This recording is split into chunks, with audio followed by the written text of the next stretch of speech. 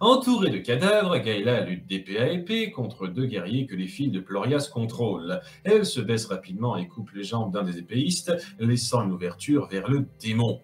Elle se précipite alors vers lui, mais Plorias fait un mouvement de la main et le cadavre d'un pectoral combattant à main nue s'éveille et bloque son arme des deux bras. Habile stratégie, mais il en faudra plus que ça pour m'atteindre, sourit Plorias. Pourquoi voulez-vous tuer tous les humains des Perdias? Lâche Gaëla en plein tour de force avec l'homme musclé. Elle aperçoit alors le deuxième guerrier à l'épée l'attaquer par derrière. Elle parvient à s'extorquer des bras de son autre adversaire et évite de justesse le coup, s'éloignant en même temps du démon qui envoie les deux hommes s'approcher d'elle à pas lents. Et pourquoi devrais-je répondre à cette question? Lance Plorias à son tour.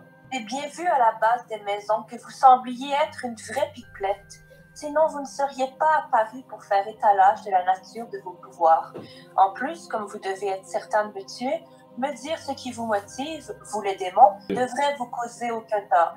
Lui renvoie-t-elle son assurance par-dessous la sueur de sa rixe. Plorias et elle se fixent un instant, à distance éloignée, comme luttant pour avoir un début de compréhension complice. Le démon finit par lancer un rire retentissant.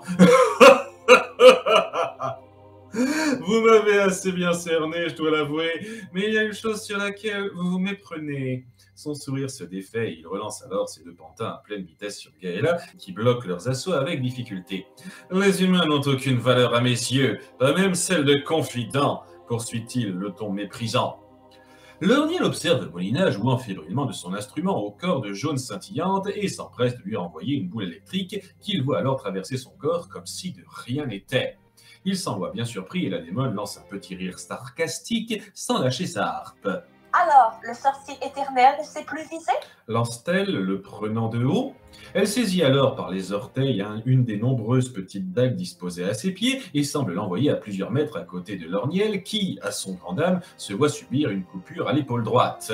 Molina, exultant face à la légère déroute de son adversaire, continue de jouer de sa musique. La musique trouble ma vision des choses, constate-t-il. Bonne observation. Quoiqu'il ne fallait pas être une flèche pour s'en apercevoir. Raille-t-elle légèrement. Elle envoie ensuite très rapidement de nombreux autres couteaux dans diverses directions. Lorniel fait rapidement quelques pas sur le côté, semblant agir à l'aveuglette, et se fait légèrement entailler le côté droit du pantalon. Il produit alors un bruit strident avec ses deux mains comme il l'a fait à la grotte de Seploka, mais le résultat n'est pas le même. Molina continue de jouer de la harpe sans broncher. Tu pensais sincèrement que le même coup marcherait une deuxième fois? Tu me déçois, Lorniel. Tu as demandé à Baki qu'il te crée une barrière magique qui protège des sons trop aigus. Voilà le grand esprit déductif et surtout tactique qui m'a ridiculisé par 2 fois. Mais cette fois-ci, les rôles vont s'inverser. Qui sait, on dit bien jamais 203. Molina prend assez mal cette pique et envoie cette fois-ci une nuée de petites lames dans toutes les directions pour ne pas le louper. Il y a 2 choses que j'ai notées, dit le sorcier. En faisant un bond hors du commun en maîtrisant l'air de ses mains, il évite tous les projectiles à l'agacement de la démone. Et la première, c'est que ta musique n'altère ma vision que des 2 dimensions de l'espace. Si je n'ai plus aucun repère en largeur et en profondeur, ma notion de hauteur reste la même. Je m'en suis aperçu lorsque les couteaux qui m'ont touché se situaient à la même hauteur que les couteaux que j'ai vus à plusieurs mètres de moi. La deuxième, l'illusion semble se dissiper et Molina lui apparaît au bon endroit. À la surprise de celle-ci, il lui envoie une boule d'éclair qu'elle parvient à bloquer en utilisant une dague et déplace sa harpe en vitesse, prévoyant le deuxième coup électrique du sorcier. Avant qu'il n'ait eu le temps de s'approcher d'elle, elle rejoue à toute vitesse de l'instrument, brouillant de nouveau la vue du sorcier. L'effet de la harpe se dissipe très vite dès que j'arrête d'y jouer. Tu as compris ça en me voyant alterner rapidement les notes et les lancers de couteau? Puis tu m'as délibérément cherché pour que je ne me concentre que sur les attaques. Tu es vraiment très surprenant, Lorniel. Poursuit Molina, un peu plus posé, dont le déplacement apparaît très chaotique aux yeux du sorcier qui ne peut très vite plus la situer. C'est toi qui es surprenante. Prévoir en attaque sur ton instrument et réagir aussi rapidement. Tu es doué lorsque tu sais rester calme. Je viens de comprendre qu'il ne fallait plus que je te considère comme un simple humain que le rapport de force pourrait vaincre, mais comme un tacticien. Et sur ce terrain-là, je suis loin d'être une amateur. Tu vas comprendre pourquoi Prince Baki m'a désigné comme sa conseillère. Flashback. Comme je m'y attendais, c'est loin de valoir la maison question confort. Ogrea Plorias, contrarié. C'est notre nouvelle maison maintenant. Ryu ne se sentira pas dépaysé par tout le bazar. lança Henry Goguenard.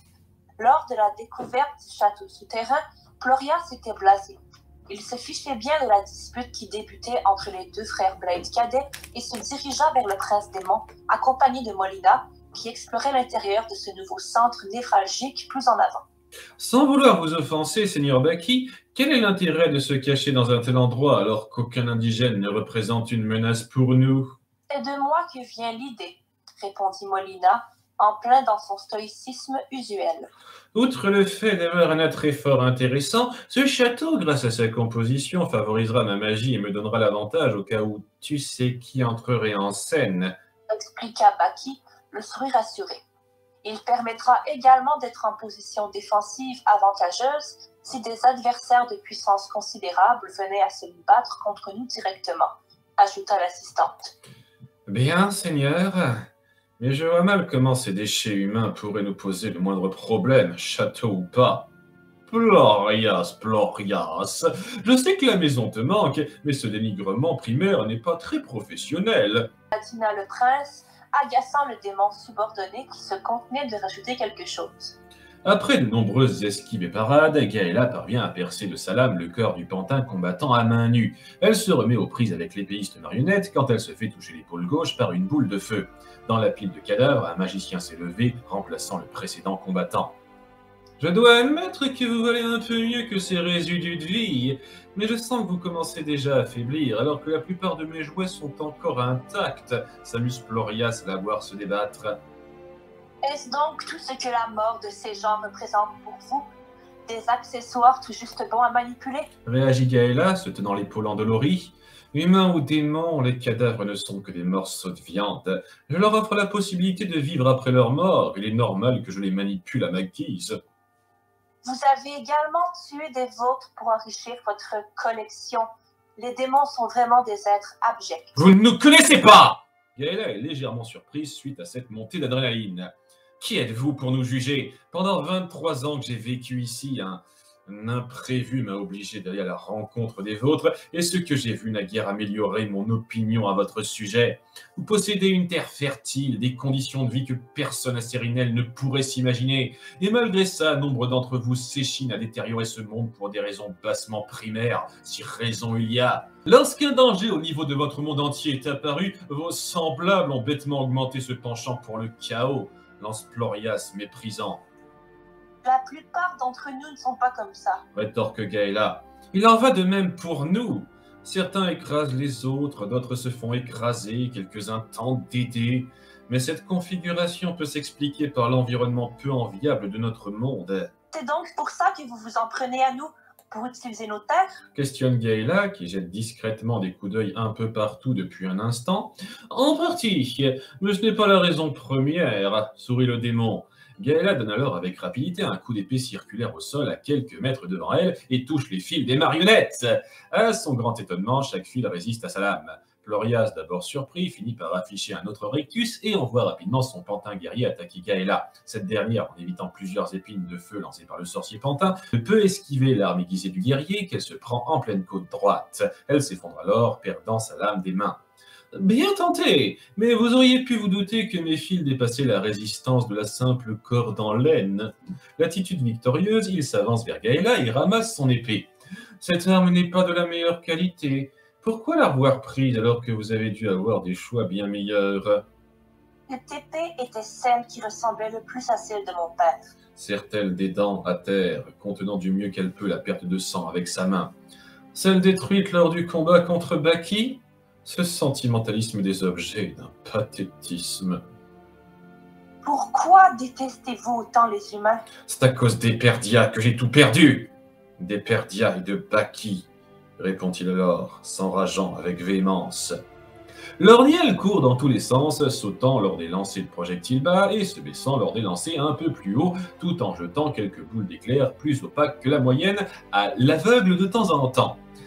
Ça risque de durer longtemps comme ça. Moi qui n'arrive pas à te toucher, toi dont je peux éviter tous les projectiles, malgré ta musique d'illusion, commente-t-il? Tu crois? Sourit Molina, les mains sur sa harpe.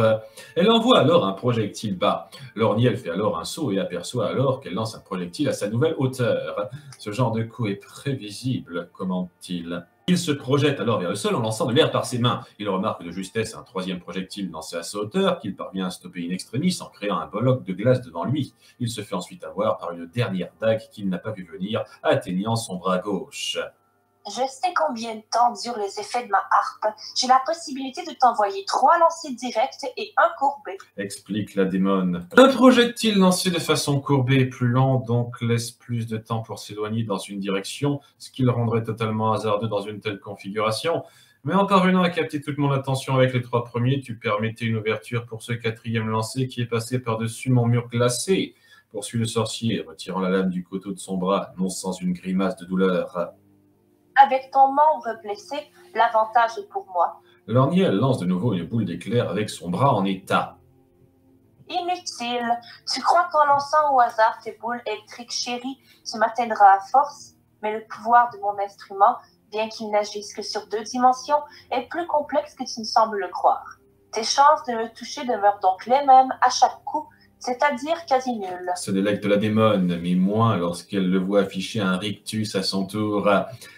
Sais-tu pourquoi la balle d'éclair est mon sort préféré? Lance-t-il avec assurance. Il en lance une autre qui n'atteint toujours pas directement Molina. Inquiète juste avant des mots du sorcier, elle respire de constater qu'il s'est encore trompé. Mais ce soulagement fait place à la surprise quand tout d'un coup le sol semble s'effondrer autour d'elle et de sa harpe. Bien concentrée, elle peut entamer n'importe quel matériau, poursuit-il. Il se précipite alors vers un endroit de la pièce et parvient à saisir quelque chose qui s'avère être le poignet de Molina. Après quelques secondes, déstabilisée, la démone ne réagit pas assez vite et l'illusion se dissipe. D'un jet de flamme fulgurant, il lui brûle le bras, la faisant hurler de douleur et perdre son appui pendant que sa harpe tombe à l'étage en dessous, à travers l'effondrement qu'il a créé, tandis qu'il la déplace et la maintient au sol juste à côté du trou formé. J'avais cerné le type d'illusion que tu employais lors du lancer de tes premiers couteaux. Tu pouvais, en me laissant croire que rien n'avait changé de place, modifier ma perception à tout moment pour que les possibles repères que je pouvais me faire changent. J'ai donc cumulé les boules électriques, la première pour me prendre de nouveaux repères suite à des changements, et les suivantes pour détruire la roche qui t'entoure en un trou circulaire. T'attaquer directement n'était pas garanti et t'aurais mis la puce à l'oreille. L'effondrement qui a fini par arriver t'a perturbé suffisamment pour me laisser le temps de t'approcher sans que tu changes ma perception à nouveau. Tu es vraiment très fort, mais je n'ai pas fini. S'énerve Molina. Elle sort rapidement de son habit un triangle avec sa main non calcinée. En le frappant légèrement contre le sol, elle parvient à faire retenir un son sourd, figeant totalement Lorniel avant qu'il ne puisse l'en empêcher. Flashback. Glorias revenait de l'extérieur grâce à son cristal noir. Molina était posée contre un mur dans la pièce où il apparaissait, assez formel. Tu m'attendais? Tu viens encore de partir à ta chasse au corps sans demander la permission à Prince Paki, constata-t-elle dans un ton de réprimande légère, très impassible. Je ne me punis jamais pour ça. Les humains sont tellement faibles qu'il lui suffit ces stupides monstres pour leur tenir tête. Il n'a pas besoin de moi. Tu n'accompagnes pas notre maître aujourd'hui? Rétorqua-t-il, un brin sarcastique dans son appellation. Il s'occupe souvent d'entraîner l'humain lec depuis quelque temps. Ma présence ne lui est pas nécessaire, selon ses dires. Qu'a-t-il en tête pour vouloir s'occuper d'un déchet pareil? Il y a pas mal de ces décisions que j'aimerais comprendre. En tout cas, c'est drôle de voir qu'on a le même niveau d'utilité pour l'instant. Dis, quelle impression générale je te donne? Hésita à demander la démone blonde après une courte réflexion. Hein? C'est quoi cette question? Tout à l'heure, Henry a surnommé Letch bébé Molina après qu'il l'a ignoré. Est-ce que je suis à part, comme il semblait le suggérer? Tu te rends compte que tu ne laisses jamais paraître une seule émotion? Ah? Et ce genre de comportement à Sérinelle, et même à Eperdia, est peu courant. Ah! Vous ne considérez pas Baki comme votre seigneur? Demande Gaëla, souffrant à terre, tentant de gagner du temps avant que Plorias ne se décide à l'achever. Mon seigneur! Ne me comparez pas à Molina ou à ses larbins de frère Bled. Ce n'est pas à lui que je dois allégeance. Il a récemment décidé de me rajouter dans ses capitaines. Si les circonstances étaient plus simples, il y a longtemps que je l'aurais laissé avec ses démons soumis et les humains qu'il a décidé de prendre sous son aile. Ça me surprend un peu de poser cette question, mais pourquoi détestez-vous tant Baki et Eperdia? Pose-t-elle ensuite, cherchant discrètement et désespérément un moyen de renverser la situation. Le passage des Sérinelles à Eperdia ne se fait pas sans conséquence. Passer un certain temps, revenir dans mon monde est devenu quelque chose qui ne se fera pas avant, et une durée que vous ne pouvez pas imaginer. J'ai dit adieu à beaucoup de choses là-bas. Et pour passer le temps, vous tuez tous les guerriers et magiciens que vous avez pu rencontrer afin de vous créer cette collection. Rampant doucement à travers la pile de corps inanimés, elle semble alors atteindre quelque chose de la main. Après manipulation, elle est prise d'un léger regain d'espoir. Tout juste! Mais même ce plaisir m'a été gâché quand j'ai bêtement décidé de présenter cet humain à Baki. Xenakis, il m'a volé nombre de mes plus belles proies. Xenakis? Oh, vous le connaissez déjà, sourit le démon un peu sadique. Comment ça? Il a un pouvoir un peu spécial. Il arrive à mimer l'apparence et les capacités des personnes qu'il tue. Je me suis rendu compte que je ne pouvais pas utiliser leur corps à ce moment-là. Ça veut dire... Blêmit-elle. Le guérisseur qui vous accompagnait n'est plus depuis votre visite au cimetière. Ayant pris le temps de savourer cette phrase, il observe ensuite la face déconfite de Gaëla avec délectation.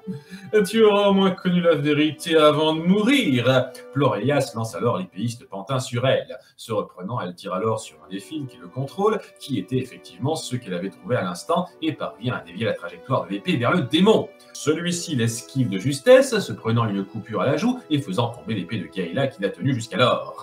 Dans un effort surhumain et profitant de la confusion, elle se redresse en récupérant son arme et attaque Plorias de front. Ce dernier, encore perturbé par le changement de direction de sa marionnette, ne parvient pas à éviter cette seconde attaque et Gaëla lui plante son épée en plein torse. Éberlué par ce développement, il reste incrédule, l'œil hagard. Impossible, moi, me faire battre par cette... Gaëla retire alors son épée, titubant pour rester debout. Plorias regarde le sang de son corps couler et se laisse envahir par le regret. Osiri, j'aurais tant aimé te revoir une dernière fois.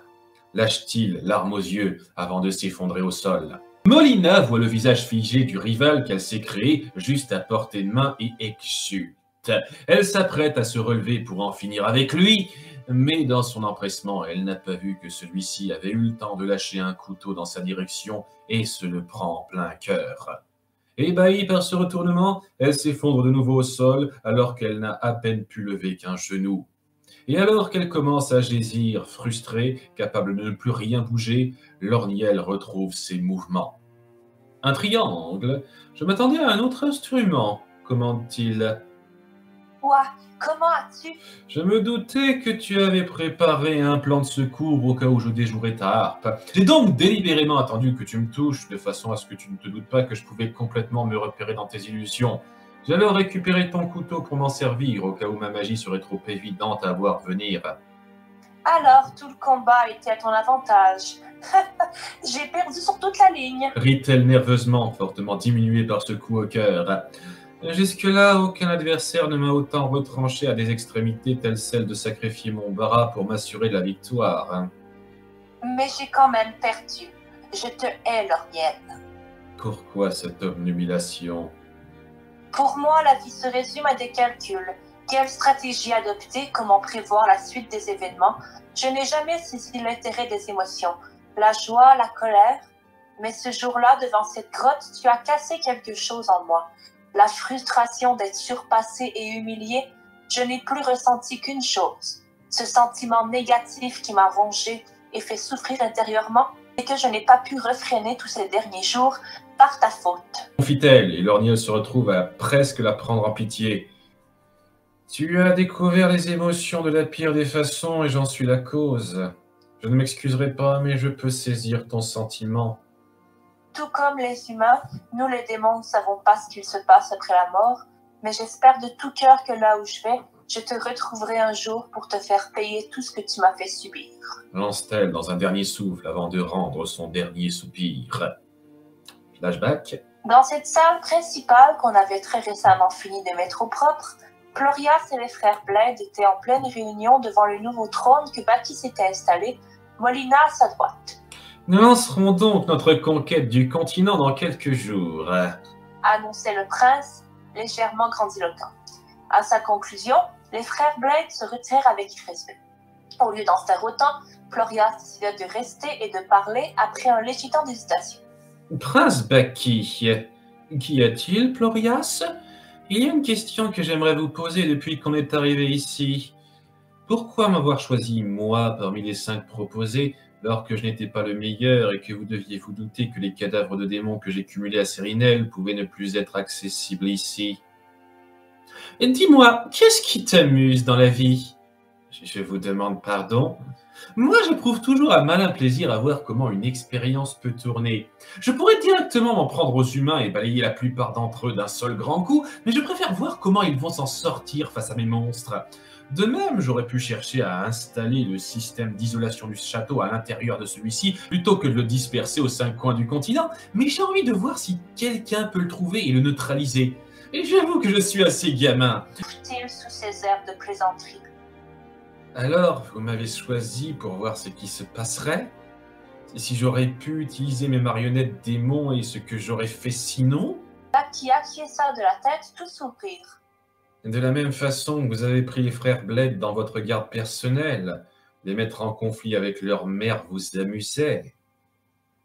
Tu as tout compris. Autre chose à rajouter? Non, Seigneur. Termina Florias avant de se retirer d'un pas ferme, masquant au mieux sa rage et laissant un Baki amusé le voir s'éloigner. Et toi, Molina? Tu n'as pas de questions à me poser sur la raison pour laquelle je t'ai choisi?